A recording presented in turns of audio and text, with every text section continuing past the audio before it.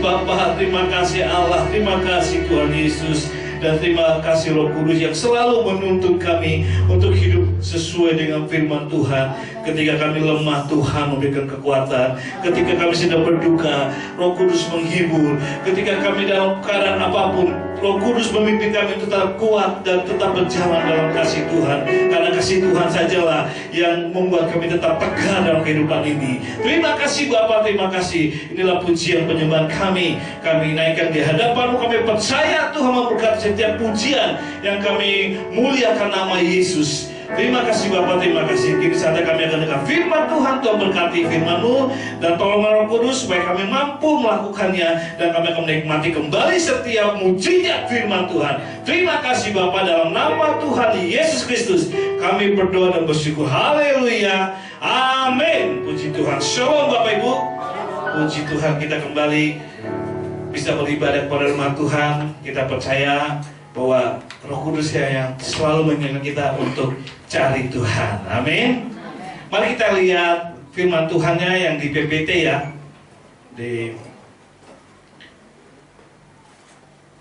Dengan temanya adalah kita disatukan untuk mengasihi keluarga Allah. Level A pelajaran yang kita pelajari dari buku Rick Warren ya, 40 Day for Community ya, 40 hari pertemuan di dalam komunitas. Komunitas apa? Keluarga Allah. Komunitas gereja. Nah, selama 40 pertemuan kita diajarkan tentang kasih Tuhan yang telah menyatukan kita. Kita disatukan untuk mengasihi keluarga Allah. Kita bergereja, kita berkakak karena kita disatukan Tuhan. Amin. Subtemanya, karena itu menunjukkan kita telah diselamatkan. Kita telah diselamatkan. Katakan, aku diselamatkan. Amin. Haleluya. Ini pelajaran kelima. Ayatnya dari 1 Yohanes 3 ayat 14 berkata, kita tahu bahwa kita sudah keluar dari kematian dan berpindah kepada hidup. Kita tahu itu sebab kita mengasihi sesama saudara kita. Bapak, Ibu, dan saya bisa bergereja. Bapak, Ibu, dan saya bisa berkakak, our house family, berdoa malam. Disatukan Tuhan untuk apa? Saling mengasihi, saling menguatkan, saling memberkati. Amin. Tapi semua diawali dengan kematian Tuhan di atas kayu salib yang telah menyelamatkan hidup kita dengan kasih-Nya yang berkorban bagi kita, sehingga kita bisa mengasihi satu dan lain. Coba kalau tanpa ada kasih Tuhan, mana mungkin kita bisa bersatu? Amin. Satu keluarga aja egoisnya, karakternya bisa beda-beda. Kakak adik aja bisa beda, satu darah, satu kandung, satu keluarga, hasil dari bapak dan emak, ya kan? Anak-anak bisa beda, sulit untuk menyatukan. Apalagi satu dalam gereja, ada dari suku Batak, suku Jawa, saya suku Manado, suku apa lagi sini? Madura dah. Chinese ada. Sulit untuk menyatukan. Tapi karena Tuhan telah menyelamatkan kita, maka kita bisa bersatu. Kita bisa mengasihi, kita bisa saling memulihkan, kita bisa saling memberkati, bahkan kita bisa saling menegur satu dengan lain. Amin. Kalau kita ditegur, berarti orang itu mengasihi kita, ada Kristus. Karena yang bisa koreksi diri kita, kerohanian kita, bukan diri kita. Yang bisa orang lain. Betul? Kita salah apa tidak yang kita lakukan di dunia ini, dalam pelayanan, dalam pekerjaan orang lain. Betul? Beritahu, orang lain itu cermin loh. Betul? Coba kasih tahu, kamu cermin hidupku. Nah, senggol kiri kanannya. Nah, kamu cermin hidupku loh. Jadi kalau aku salah, kita lihat pasangan hidup kita. Kalau istri lihat suaminya. Kalau suaminya suka cita selalu senang, wah berarti istrinya baik, apik-apik. Begitu sebaliknya, istrinya selalu senyumnya ramah kepada suaminya, berarti suaminya api tiap bulan lancar. Salah nio, istilahnya. Ya itu kenapa? Karena kasih Tuhan. Dan kalau bukan hanya dia baik saja, kalau dia menegur itu juga baik. Betul? Coba kalau suami nggak ditegur istri, mulai cuma dipuji terus. Something wrong, tanya ada apa istriku? Kok selalu muji, nggak pernah menegur. Aku tahu aku salah. Kenapa aku nggak ditegur, malah pujian? Itu harus tanya. Betul? Berarti cintanya sudah meluntur. Nah, Jadi teguran dan nasihat itu adalah cermin hidup kita. Karena ada Yesus di hidupnya, sehingga dia menegur kita supaya kita hidup lebih baik. Amin. Kalau dia mengasihi kita, menasihati kita, kalau ada Yesus. Kalau nggak ada Yesus, peduli amat kita mau susah, mau sorong, mau berantakan keluarga kita, rohani kita nggak maju, hidup kita nggak diberkati, itu berarti nggak ada Yesus.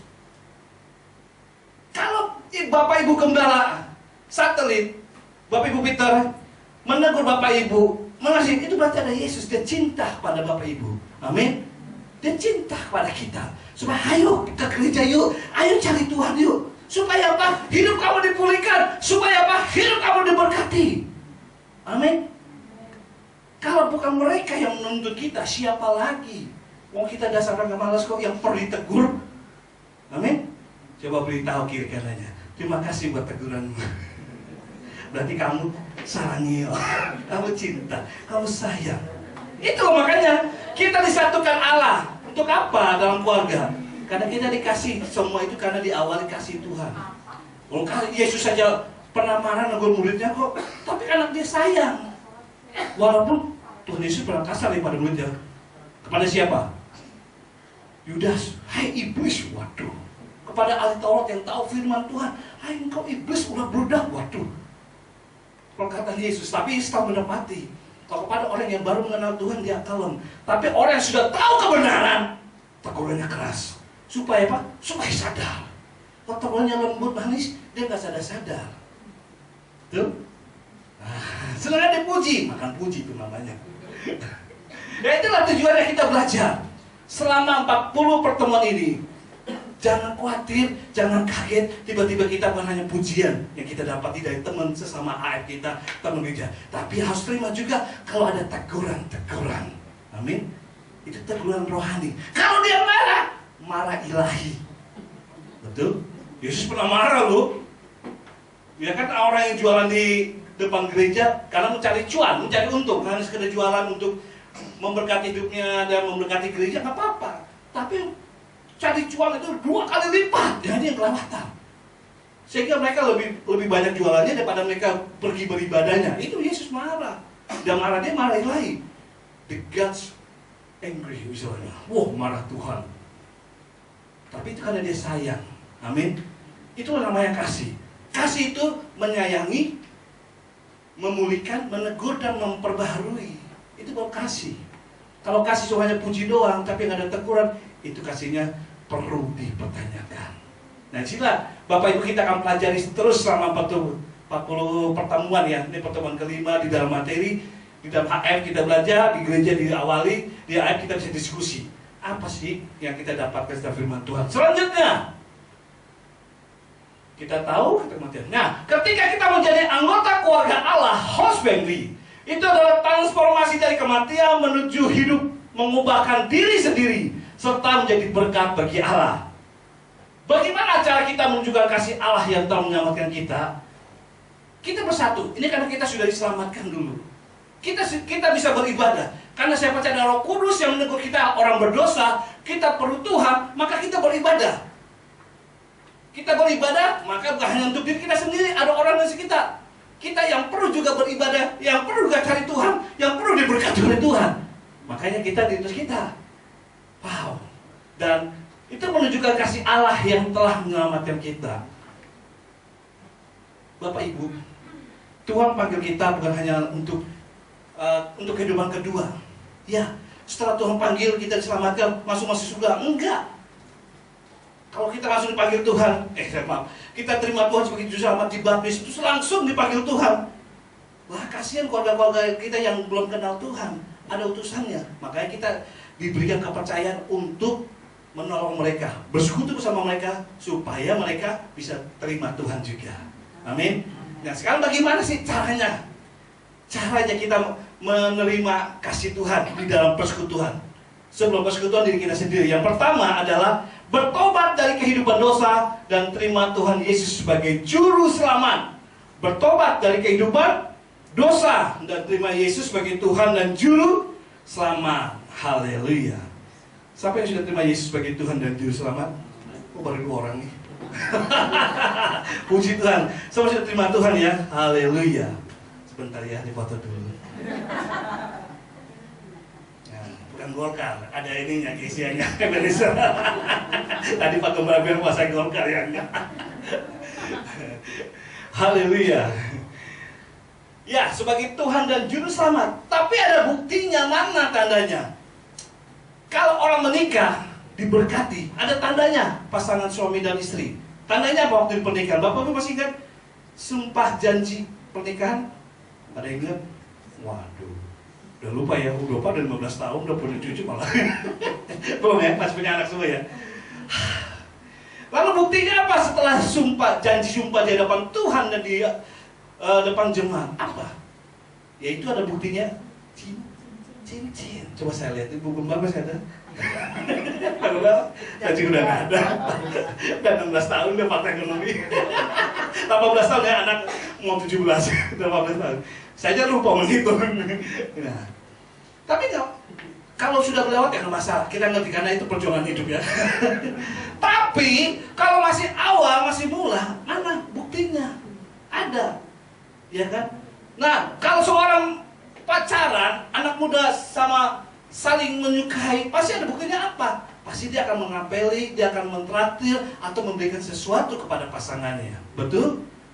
Jangan lupa dia cuma bilang cinta terus tapi nggak pernah traktir, nggak pernah ngajak beli sesuatu. Waduh, makan tuh cinta. Gombal itu namanya. Asal tuh buktinya kalau kamu tresno aku, nah ya kan? Nah, kamu tresnonya apa buktinya? Ajak ke gereja, gereja doang. Ajak main jalan-jalan. Tapi nggak apa-apa. Daripada dengan nggak benar, dia bagus ke gereja. Haleluya. Sama-sama diberkati. Ada buktinya. Nah, dalam kerohanian ternyata ada buktinya. Yang pertama kita lihat adalah sudah dibaptis selam secara pribadi. Tadi Bapak Ibu sudah terima Yesus ya kan, tandanya apa? Sudah dibaptis. Gereja kita gereja sidang jemaat Allah yang berkarismatik dan Pentakosta, tapi berinjili. Artinya semua berdasarkan Alkitab. Nah, ketika waktu dibaptis, terima Yesus sebagai Tuhan, bertobat dan tandanya adalah dibaptis. Kita berdasarkan ajaran Alkitab. Betul? Contohnya siapa? Tuhan Yesus. Tuhan Yesus kalau dibaptis gimana sih?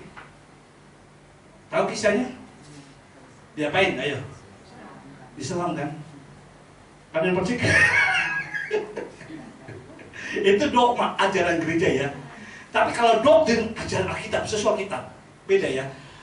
Dogma sama doktrin. Kalau dogma ajaran gerejawi yang dijadikan Alkitab gitu. Tapi kalau doktrin ajaran Alkitab yang harus diaplikasikan kepada kehidupan nyata. Jadi jangan dibalik. Nah, kebanyakan peraturan gereja seolah itu ajaran Alkitab, padahal belum tentu. Tapi kalau ajaran Alkitab, nah pasti itu harus jadi peraturan gereja. Gereja Sidang Jemaat Allah Ebenezer beserta satelitnya termasuk satelit Zion adalah yang dibaptis secara selam. Karena dari kata bahasanya baptiso, ditenggelamkan. Bapak Ibu yang sudah dibaptis berapa banyak sini? Yang selam?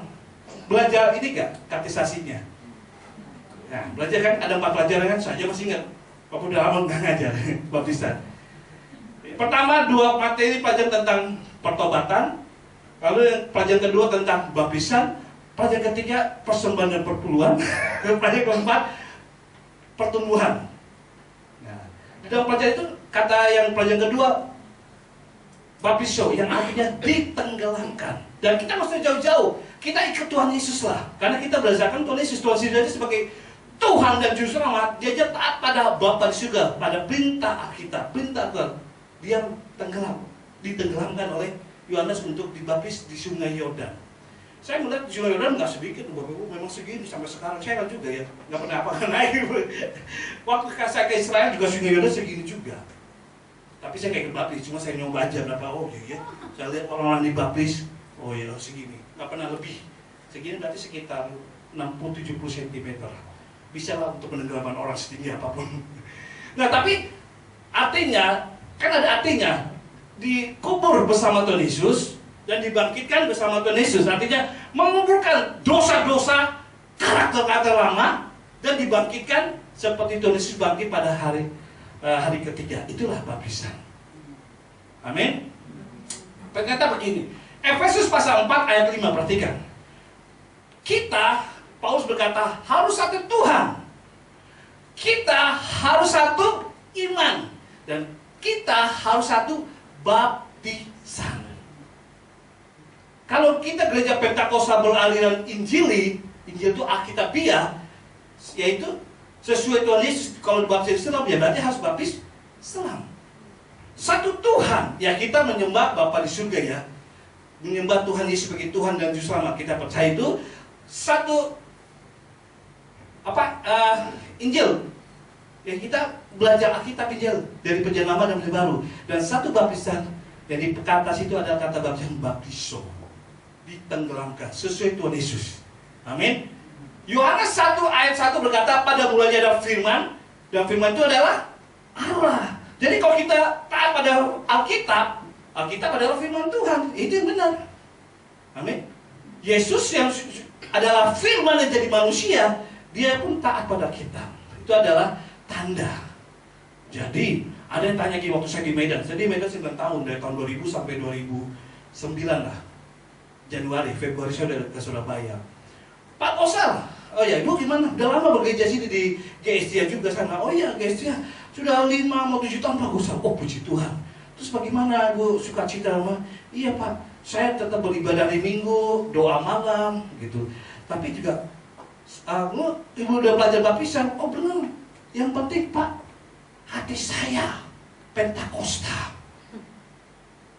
Karena daripada sudah dibaptis Islam, tapi karakternya masih karakter lama, bukan Pentakosta yang sudah diubahkan dipimpin Roh Kudus. Nah ini yang salah. Baptisan bukan ajaran gereja, baptisan ajaran Alkitab. Katakan Alkitab. Baptisan ajaran Alkitab. Jadi kita disuruh siapa? Disuruh Alkitab, disuruh Tuhan Yesus, disuruh Bapa di surga, yaitu Alkitab ini. Maka sebelum kita belajar baptisan kan terima Yesus sebagai Tuhan, sebelumnya bertobat dan terima Yesus.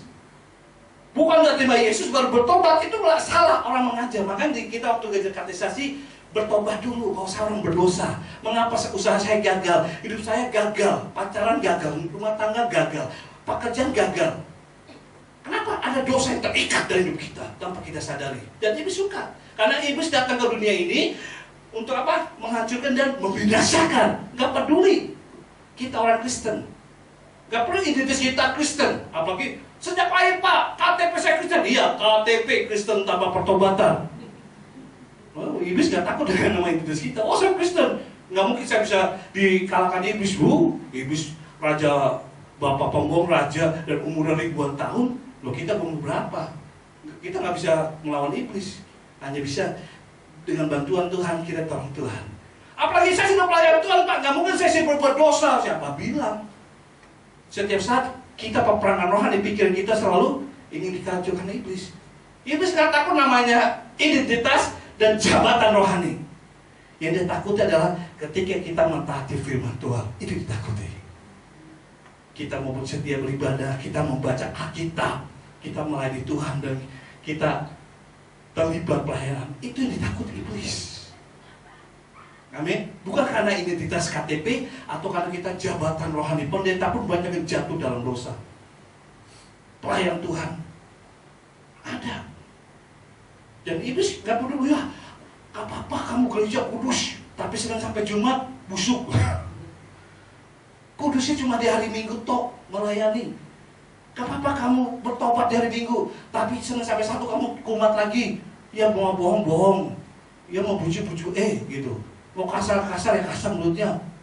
Iblis bisa selalu menipu kita. Karena itu kita harus bertobat dulu, baru kita terima Yesus. Dan setelah itu apa?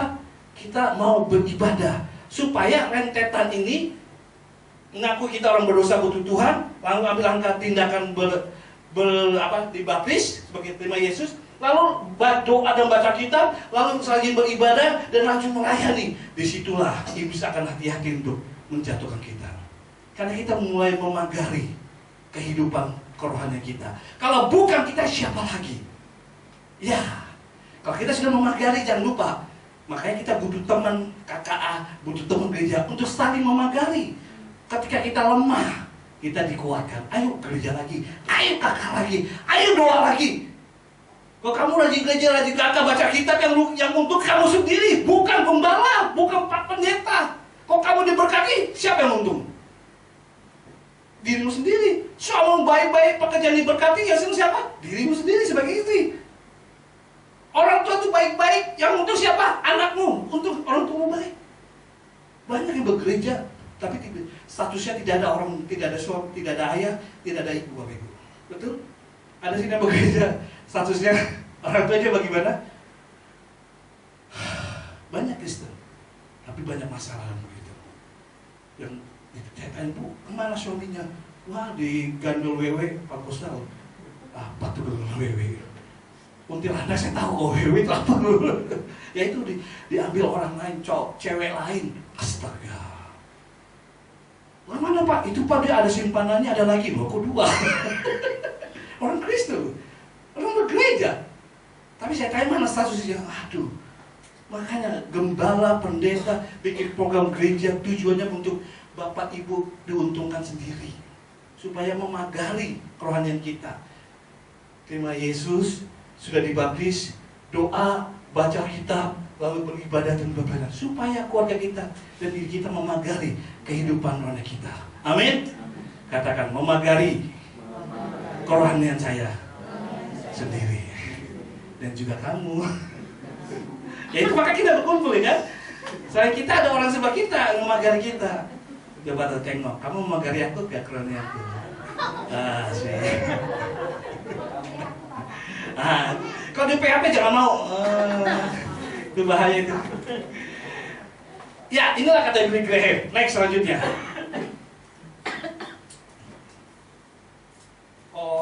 Kelewat itunya ya, ada kata-kata itunya ya. Oke, di sini saya tadi ada bahwa dia harus memulai sendiri. Sekarang yang kedua, kita lanjut saja. Yang kedua, apa yang kita lakukan sebagai respon kita kasih Tuhan untuk sesama, yaitu kita harus membagikan kasih Tuhan itu kepada orang lain melalui penginjilan. Sekali lagi, kita harus membagikan kasih Tuhan itu kepada orang lain melalui penginjilan. Katakan bersama, penginjilan. Nah, ayatnya 1 Yohanes 4 ayat 9 berkata, wah saya baca kitab, sama-sama yuk. 1 Yohanes 4 ayat 9. Kita baca bersama ya, 1, 2, 3. Dalam hal inilah kasih Allah dinyatakan di tengah-tengah kita, yaitu bahwa Allah telah mengutus anaknya yang tunggal ke dalam dunia supaya kita hidup olehnya. Amin. Penginjilan adalah salah satu bentuk kasih kita kepada Tuhan. Jadi mengasihi Tuhan itu yes, kita berdoa, kita baca kitab, ya yes. Mengasihi Tuhan itu main musik dengan karunia-karunia ya, talenta, yes, dengan pujian dan doa, yes, dengan terima tamu, itu mengasihi Tuhan juga. Yes, dengan kita berdoa syafaat. Tapi jangan lupa kita menginjil, memberitakan kerajaan Allah. Amin. Itu juga termasuk mengasihi Tuhan. Karena gini, survei membuktikan, Rick Warren nih, dalam bukunya dia menulis, dia mensurvei 100 orang bertobat. Survei membuktikan dari 100 bertobat, yaitu 15 orang mengenal Kristus, terima Yesus sebagai Tuhan dan pergi ke gereja dan mau beribadah di gereja melalui KKR, kebaktian kebangunan rohani. Tapi hanya 15 orang dari 100 itu ketika ditanyai, disurvei. Tapi yang kedua adalah 85 orang mengenal Kristus melalui kesaksian pribadi, penginjilan. Jadi ternyata ketika menginjil, menyatakan kabar baik tentang kerajaan surga dan juga menyatakan kebaikan Tuhan yang sudah kita alami, itu sangat efektif Bapak Ibu. Amin. Pak, apakah soal training dulu, Evangelist Expression, ledakan penginjilan, ya kan itu kan Pak Frans ya kan, orang PI. Puji Tuhan kalau ada kayak itu. Tapi kalau belum sempat atau tidak bisa, cerita apa yang kau rasakan tentang mujizat Tuhan. Amin. Itu termasuk penginjilan. Karena ya waktu kita mau bercerita, di situ Tuhan hadir. Karena bercerita tentang Yesus ya. Karena setiap Yesus hadir, 1, 2, 3 orang aja berkumpul dalam namaku, nama Yesus Kristus ditinggikan, dimuliakan, aku hadir. Kalau Tuhan hadir, apa sih nggak bisa Tuhan lakukan? Walaupun kita hanya berdua, tapi kita, wah, hidup saya diberkati Tuhan, saya ditolong tuh waktu saya sakit, nggak ada duit. Tapi ketika saya berdoa, Tuhan tolonglah saya. saya menyatakan kesembuhan Tuhan. Itu adalah mujizat. Amin. Harus menyatakan. Jangan, wah saya lagi gereja, tapi ketika saya sakit, saya pergi ke dukun. Alternatif. Ke ibu. Ada yang nonton itu? Ibu? Wah, Pak, kalau sakit Pak nggak bisa disembuhkan. Waduh. Alternatif. Kau bisa diadukan budaya dengan kerohanian. Kalau budayanya sudah menyangkut hal-hal animisme kepercayaan, itu berdosa di hadapan Tuhan. Kadang-kadang kita mencampurkan, wah Pak, bersaksi melalui pengajian budaya, betul. Asal dan dicampur dengan hal-hal animismenya kepercayaan, itu sudah berdosa dan menyakiti hati Tuhan. Kita harus berani menceritakan tentang Yesus. Jangan malu. Saya sudah Kristen. Saya harus hanya menyembah Yesus dan Tuhan. Saya tidak boleh berdoa, maaf. Kalau orang Chinese kan jimbeng berdoa untuk orang mati. Nggak boleh, itu dosa. Karena orang mati sudah putus hubungan dengan Tuhan. Yang harus kita berdoa adalah, dalam doa apa ya? Doa orang Kristen. Memuji dan menyembah Tuhan. Dalam doa apa? Menaikkan permohonan kita. Dalam doa apa? Tidak berterima kasih kepada Sang Pencipta kita. Jadi bukan berdoa untuk orang mati. Kalau kita berdoa untuk orang tua kita, Papa, engkau sudah pergi, aku sendirian saja, aku kesepian, Papa. Wah, gak boleh istri berdoa kepada anak suaminya. Atau ayah, gimana lihat aku uang sekolah, aku gak ada. Gak bisa. Kematian sudah memisahkan antara orang hidup benar, dan kita gak bisa minta pertolongan, apalagi berdoa. Itu kekejian bagi Tuhan. Dalam hukum Taurat pertama, Pak, jangan ada Allah ilah-ilah lain, karena aku orang yang cemburu. Dan kalau Tuhan cemburu, Tuhan membalasnya dengan apa? 3-4 keturunan. Wih, mengerikan kan? Yang dihukum ke kita doang loh. Nanti anak kita, cucu kita, cicit di siapa 4 keturunan. Kalau kita masih percaya terhadap hal-hal animisme, walaupun itu dibungkus dengan budaya, tidak boleh. Akui, Pak, kalau saya membenci persekutuan budaya saya, Pak, sebagai sukunisme saya orang Manado, misalnya contoh di saya orang Manado masih percaya opo sih. Wah, kalau bilang opo itu menyembah percaya pada animisme. Nggak boleh. Nanti saya dikucilkan, nggak apa-apa. Karena Yesus bilang, kalau kamu malu menambahkan nama Yesus, Tuhan akan juga malu untuk menyambut kamu. Saya anak Tuhan, saya pengikut Kristus. Saya tidak boleh lagi mengikuti hal animisme, menyembah, berdoa untuk orang mati dan lain-lain gitu. Saya mengumpulkan Yesus, karena yang bisa memulihkan hidup saya, memberkati hidup saya, masa depan saya hanyalah Yesus, Tuhan dan Juru Selamat. Amin. Harus berani penginjilan. Karena dengan kita berani menginjil, maka Tuhan akan menyertai kita. Kita ingin mempercepat kedatangan Tuhan. Kalau ingin mempercepat kedatangan Tuhan, banyak-banyaklah memberitakan firman Tuhan, Injil Kerajaan Allah. Banyak-banyaklah bersaksi tentang dahsyatnya Tuhan kita, hebatnya kuasa Tuhan, baiknya kasih Tuhan. Harus kita saksikan supaya nanti Tuhan segera datang dan kita segera bersama Tuhan di surga, berjumpa dengan Tuhan secara muka demi muka. Amin. Mungkin Bapak Ibu belum pernah Tuhan Yesus ya. Siapa kalau bisa melihat, ya puji Tuhan, itu kasih karunia Tuhan. Saya pun mungkin bukan juga belum pernah ya berjumpa dengan Yesus. Tapi suatu saat kita akan berjumpa dengan Tuhan Yesus. Amin. Di surga. Di sana kita hanya memuji dan menyembah Tuhan selama-lamanya. Karena itu banyak-banyaklah untuk bersaksi. Karena itu banyak-banyaklah menyembah. Bersaksi itu adalah menciptakan kebaikan Tuhan, apa yang kita alami. Tapi perhatikan, selanjutnya next. Mulai dari mana kita bersaksi? Dari mulai bersaksi yang adalah dalam keluarga, di dalam pekerjaan, dalam berteman, 3 sasaran. Tapi yang utama adalah prioritas di dalam keluarga. Kita harus bersaksi tentang Yesus, terus kita berdoa untuk keluarga kita supaya dia juga menasihati keluarga kita. Hei, kamu harus ke gereja, kamu harus berdoa, rajin baca kitab, doa karena Tuhanlah sumber pertolonganmu. Itu kepada istri, kepada anak, kepada suami, keluarga kita. Bersaksi itu masuk bersaksi, mengingatkan, mengajarkan kebenaran firman Tuhan dan mendoakan. Baru setelah keluarga, teman di pekerjaan, baru dalam berteman. Jangan kita balik, berbahaya. Betul? Karena Yesus berkata di dalam Kisah para Rasul 1 ayat 8. Kamu akan menerima kuasa, yaitu Roh Kudus kalau turun di atas kamu. Dan kamu akan menjadi saksiku mulai dari Yerusalem, Yudea, Samaria, dan sampai ujung bumi. Bicara Yerusalem adalah orang-orang yang terdekat. Jadi siapa? Keluarga kita. Kalau kita sudah bersuami, istri kita, anak-anak kita, mulai dari Yerusalem. Amin. Jangan egois. Kalau kita sudah terima Tuhan, kita sudah memagari kita dengan kerohanian kita supaya nggak dijebak iblis. Jangan lupa juga keluarga kita harus kita bersaksi. Ceritakan tentang kasih Tuhan, kuasa Tuhan. Ingatkan dia harus baca kitab, ingatkan dia harus rajin ke gereja supaya hidupnya diberkati. Jangan orang lain dulu, berbahaya. Karena nggak mungkin Tuhan akan segera datang kalau kita orang lain dulu kita saksi sedang keluarga kita enggak.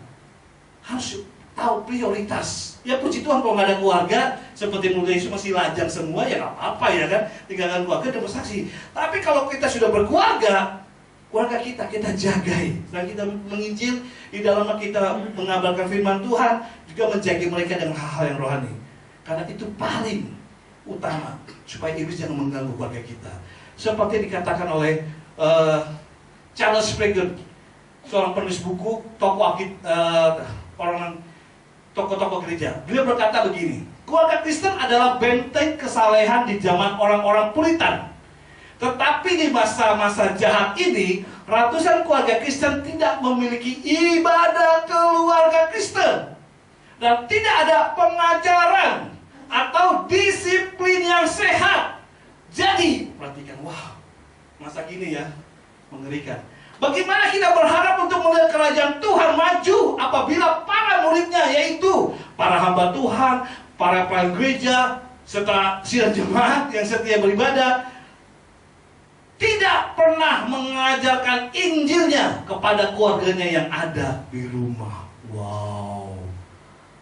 Bagaimana Tuhan gereja kita akan besar, kita senang ya gereja kita banyak jiwa-jiwa bertumbuh karena kita diberkati, lalu kita bersaksi. Tapi keluarga kita nggak pernah kita bersaksikan. Agak sulit dan mustahil. Amin. Karena itu dikatakan keluarga pertama kita saksi supaya apa? Ada pengajaran firman di dalam keluarga. Dan juga ada disiplin yang sehat. Makanya teguran itu penting, itu disiplin. Disiplin itu adalah supaya kita tahu, cermin bagi kita, bahwa kita tidak bisa hidup melihat diri sendiri, ada orang lain. Kalau bagi mahasiswa, kalau nggak buat PR ya pekerjaannya, kena marah kan guru. Oh iya, apalagi mahasiswa, bisa pulang lagi tahun depan semester, bisa gagal. Saya lihat kalau habis semester anak saya ada herga, oh ada satu, tapi jarang gitu. Ya puji Tuhan berarti waktu dia belajar, papa mama jaga saya, ditutup pintunya belajar ya, bukan apa-apa supaya jangan her, kasihan juga kalau her kan ngulang lagi. Ya kalau dia mahasiswa sudah ngulang, keluar duit lebih parah lagi, betul? SKS-nya udah harus belajar lagi pelajarannya dan bayar lagi. Kalau masih SMA mungkin nggak bayar, ada ujian lagi. Tapi kalau di dunia kuliah, baik sekolah atau teologi ya, kalau kita fail, gagal, harus ngulang lagi dan bayar mata kuliah tersebut. Kalau nggak selesai ya nggak pernah diwisuda. Ya hukumnya. Jadi pendeta juga gitu, dialami. Puji Tuhan selama saya kuliah saya tidak pernah her. Emang her sih iya, tapi maksudnya nggak pernah fail. Kalau fail, ya bisa terlambat jadi pendetanya. Lama sekali jadi pendeta harus belajar juga. Karena kami sekolah teologi ya, ada sekolah sekuler gitu. Ada beberapa SKS harus kita selesaikan. Nah gitu, sama dalam rumah tangga, kekristenan. Kalau kita gagal, kita belajar ulang. Ya bersyukurlah kalau ada gereja, ada teman-teman yang menegur kerohanian kita supaya kita bertumbuh. Jangan nyesal, jangan ngambek, jangan merajuk kalau kata orang Medan ketika kita ditegur. Itu tujuan karena dia ada Yesus supaya kita jangan gagal terhadap pencobaan. Amin. Harus berterima kasih. Selanjutnya, next. Udah selesai. Ya Tuhan akan tolong. Dua hal itu saja sebagai tanda kita mengasihi Tuhan. Kita terima Yesus sebagai Tuhan dan juga harus berproses. Dan yang kedua, menginjil. Kalau kita hidup kita diselamatkan, diberkati, jangan lupa keluarga kita harus kita bersaksi. Jangan lupa teman-teman kita juga perlu Tuhan supaya dia melihat bahwa dalam hidup kita ada kasih Tuhan, ada kuasa Tuhan. Maka hidup kita diberkati, gereja kita diberkati, kita menjadi kesaksian, dan surga akan menanti kita. Tuhan tolong kita semua. Mari kita berdoa. Haleluya, terima kasih Tuhan.